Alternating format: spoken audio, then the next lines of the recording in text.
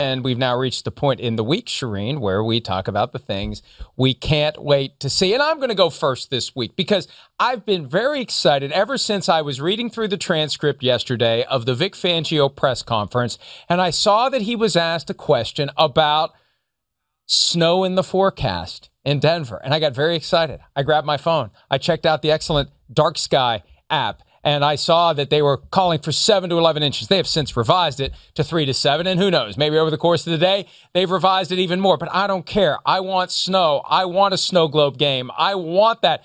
I never expected I'd have it in October. I'm looking forward to the TV pulling up on the big monitor I've got here with the NBC feed of all the games at 4 o'clock on Sunday. And I'm looking forward to seeing the snow fly between Patrick Mahomes and the Chiefs, Drew Lock and the Broncos, and we know Mahomes loves playing in the snow. I hope we get our first snow game of the year on Sunday, Charean.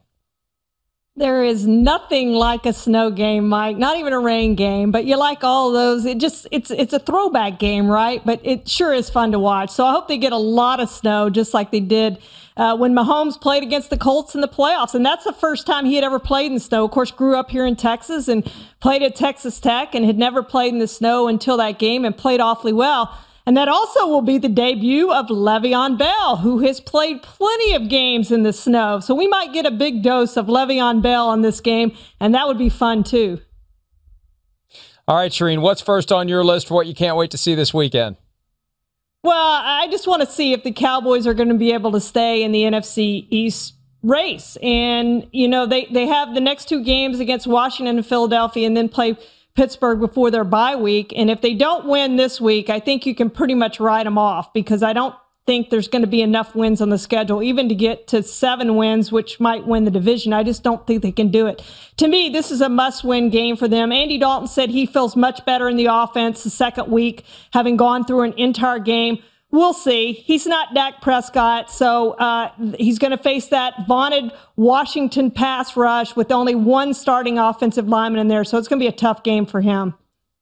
Yeah, you know, I have the Cowboys winning that game, but what the hell do I know? I feel that way after the past couple of weeks where everything I think I know is flat out wrong. But Peter King was making the case today for Washington winning that game. And, you know, it would be fitting because once we write these teams off is when they rise up and win and just screw up our thought on what exactly is going on in the NFL this year. But I could see Washington winning. I think the Cowboys will, but there's just so many injuries. I think they've reached that critical mass where it makes it very, very difficult to beat anyone, even the bad teams that they will be playing. I can't wait to see the Titans and the Steelers. And it's funny, there is a tie back to this potential snow game because I said earlier this week, if only it would snow in Nashville, because that's the only thing missing from this old school 70s style clash between Pittsburgh and Tennessee. I want to see if the Steelers can slow down Derrick Henry.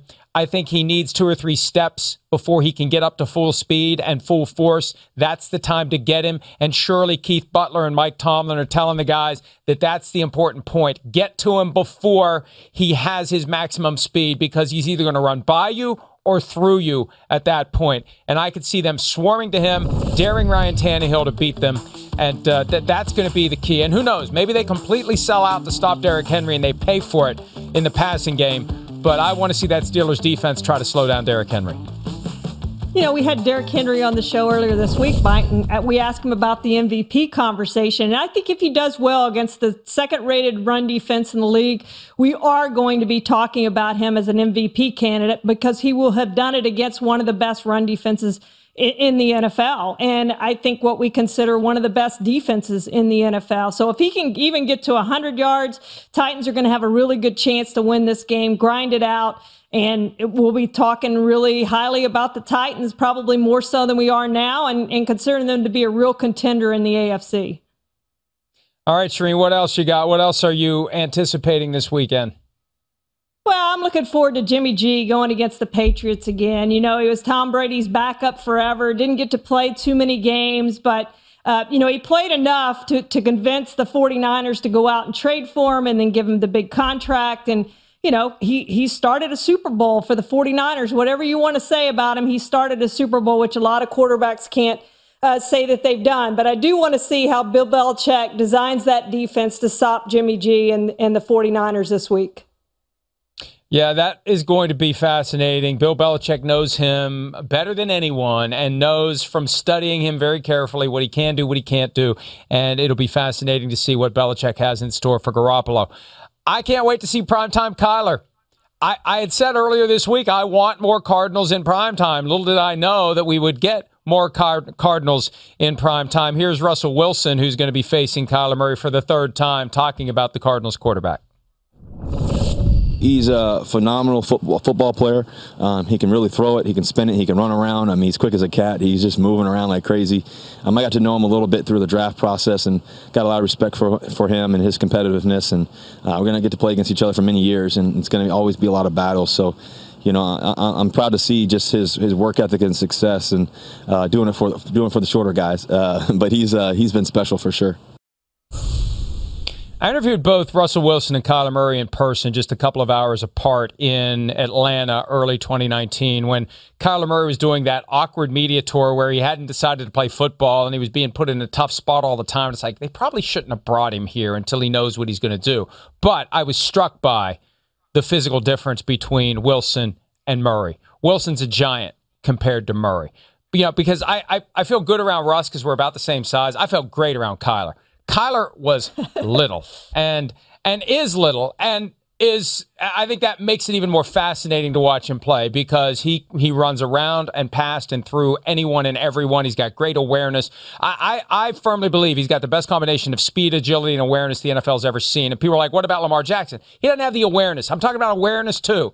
You've got to know when to get down, when to avoid contact, when to save it for the next play. He has that unlike any fast quarterback has ever had, Charean. It's so amazing, Mike. He never takes a hard hit, ever. I mean, he'll even take sacks in the pocket, and he'll just go down, and nobody even touches him. And how the statisticians decide who gets a sack, I don't know. But he never seems to take a really hard sack. What I do want to see from Kyler is better accuracy. He was not good throwing the ball Monday night. I went to that game, 9 of 24. And if you take away, and I know you can't take plays away, I get that. But he had the 80-yarder to Christian Kirk, and he had the 60-yarder of Hopkins coming across the middle that was really a catch and run. Other than that, he was not good throwing the ball. 44 yards other than those two long plays. He was 9 of 24 as it was. We need to see better accuracy. I know for the season he's over 60%, but on a consistent basis, him throwing the ball down the field, better accuracy throwing the football. He can make plays, though. That covers that up. When you win, you can run, you can win, you can make the plays when you have to, even if it's just 2 plays. That makes everything else go away, and you're not talking about all those throws that you didn't make down the field. And let me reiterate quickly something Chris Sims pointed out. I talked about it earlier today with Peter King on PFT Live. Watch his arm, his throwing arm, because Sims thinks that the way he's moving, his body language, etc., suggests he may have something going on there, including noticing that as he came off the field at one point, he unbuckled his chin strap on both sides with his non-throwing hand. When your right hand's right here, you reach your left hand over to do it. There's something counterintuitive about it. It may be that he's trying to keep that arm low and to keep it from hurting him any more than it is. So keep an eye on that arm on Sunday night. All right, time for one more real quickly, Charean. What can't you wait to see on Sunday? I want to see if Baker Mayfield's going to rebound, Mike. We know he probably shouldn't have played because of that rib problem against Pittsburgh. He was terrible through the early pick 6 to Minkah Fitzpatrick. Is he going to rebound for that? Is he going to become the quarterback that the Browns thought he was when they used the #1 overall pick on him? He hasn't been that yet, but he still has a chance to do that. They're 4-2. It doesn't feel like they're 4-2 because the 2 divisional games were absolutely blowout routes that they lost. And they have beaten the Bengals once this year. Baker played well. Want to see him play well again against the Bengals to see that they get back on the right track.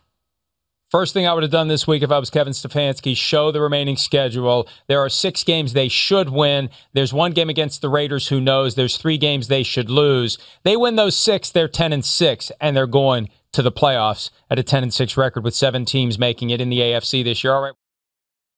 Hi, I'm Mike Tirico, and thanks for watching.